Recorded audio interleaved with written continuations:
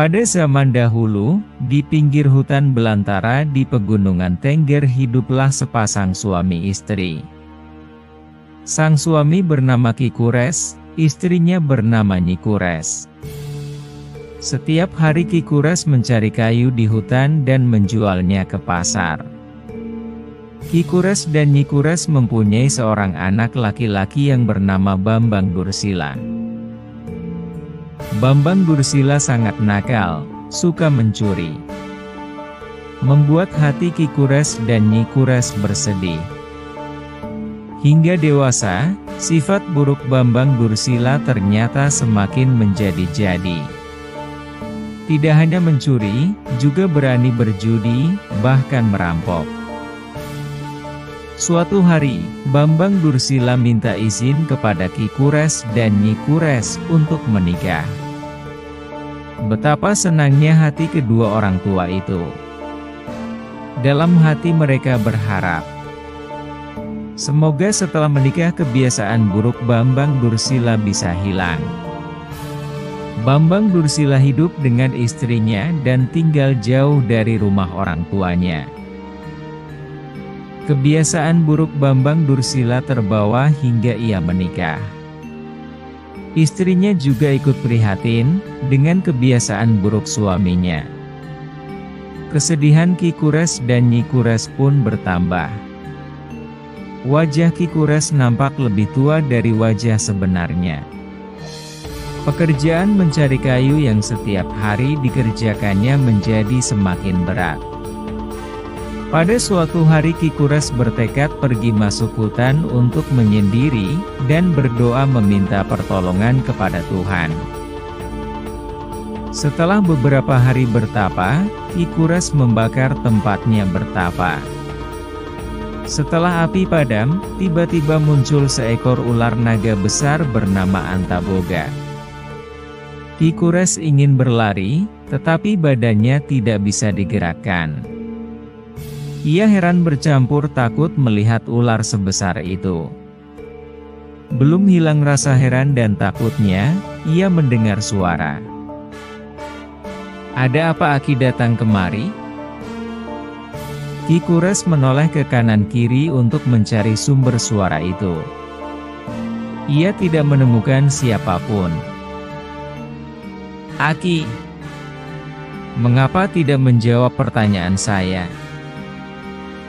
Ki Kures tersadar, ternyata yang berbicara itu adalah ular yang sekarang berada di hadapannya. Ia terheran-heran melihat ular besar dapat berbicara seperti manusia.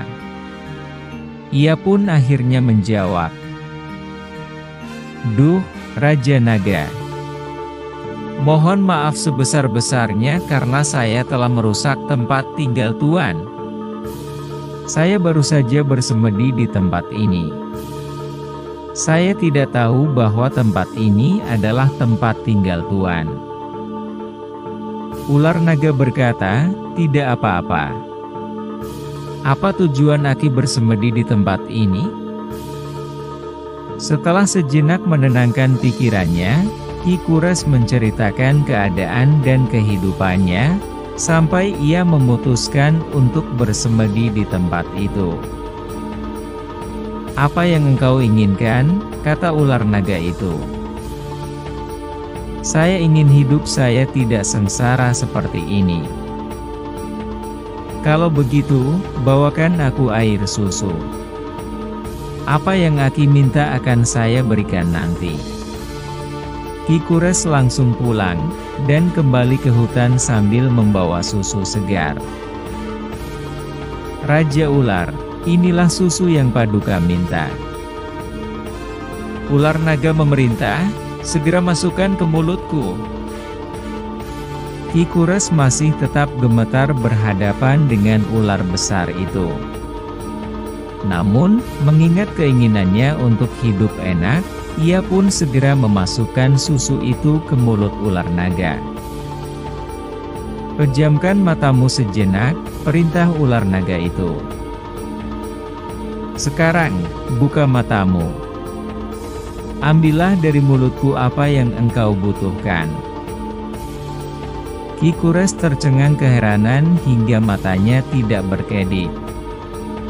Ia melihat benda-benda berharga di dalam mulut Raja Naga.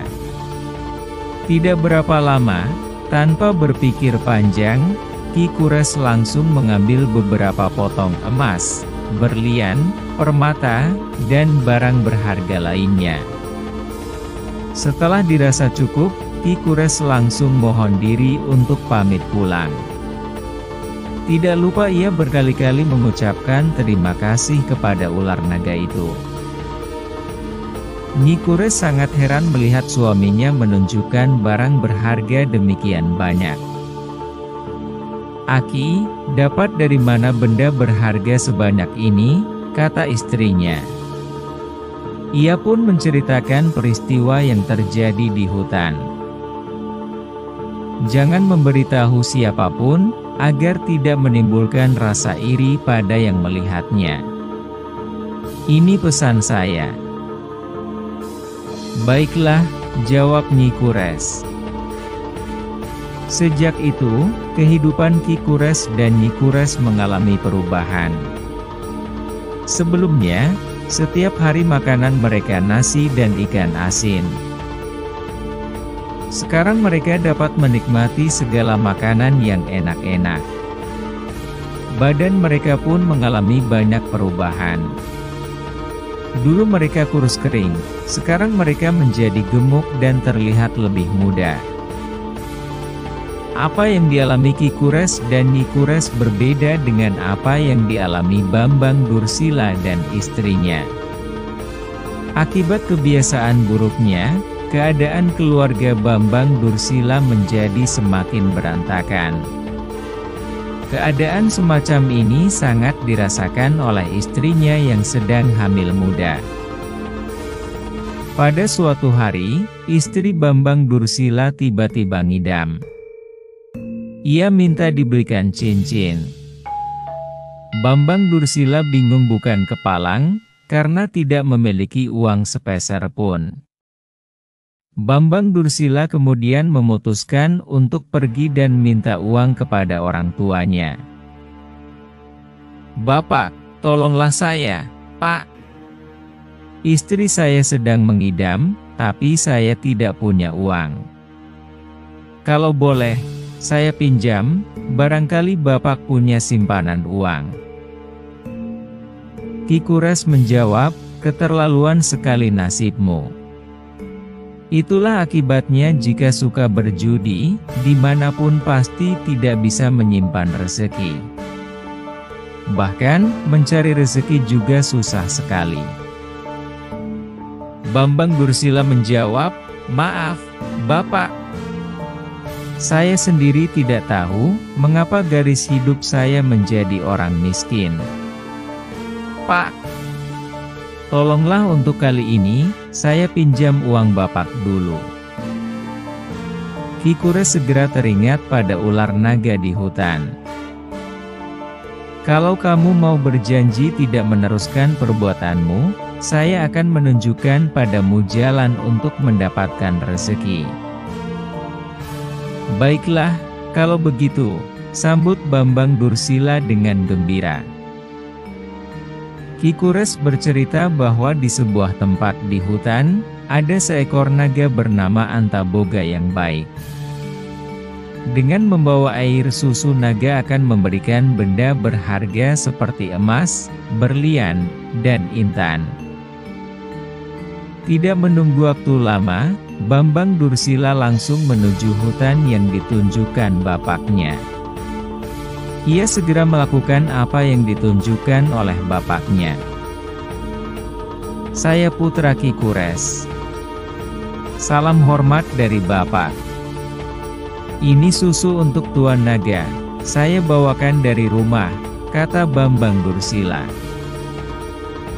"Apa yang kau inginkan dariku?" tanya naga itu. Bambang Dursila pun menceritakan keinginannya. Naga Antaboga itu pun berkata, "Masukkan ke mulutku, kemudian ambillah benda-benda berharga yang engkau inginkan dalam mulutku." Melihat begitu banyaknya barang berharga di dalam tubuh sang naga, Bambang Dursila langsung berkata dalam hati, kalau hanya mengambil dengan tangan, boleh jadi hanya sedikit yang saya peroleh. Sebaiknya naga ini saya bunuh. Tentu semua barang berharga itu dapat aku miliki. Bambang Dursila berencana untuk membunuh naga Antaboga. Secepat kilat, pedang yang selalu dibawa kemana-mana itu ditebaskan ke tubuh sang naga. Ternyata naga itu telah mempunyai firasat bahwa Bambang Dursila akan berbuat tidak baik kepadanya. Bersamaan dengan berkelebatnya pedang, ekor naga langsung melayang dan memukul Bambang Dursila. Seketika itu, Bambang Dursila jatuh terkapar dan tewas karena matanya terkena sabetan ekor sang naga. Sementara itu, Ki Kures dan istrinya menunggu kedatangan Bambang Dursila. Hari pun makin sore. Karena khawatir terjadi hal buruk, Ki Kures segera menyusul ke hutan. Betapa terkejutnya ia melihat tubuh anaknya tergeletak tak bernyawa di tempat ular naga. Dengan perasaan yang tidak menentu, Ki Kures menghadap naga Antaboga dan kemudian menanyakan perihal Bambang Dursila. Ular naga menceritakan semua yang terjadi atas diri putranya. Antaboga menghibur Ki Kures agar tidak bersedih dengan kematian Bambang Dursila, terutama karena ia akan memiliki anak lagi yang lebih elok. Ki Kures tidak bisa berbuat apa-apa. Tanpa terasa air matanya meleleh di pipi Ki Kures.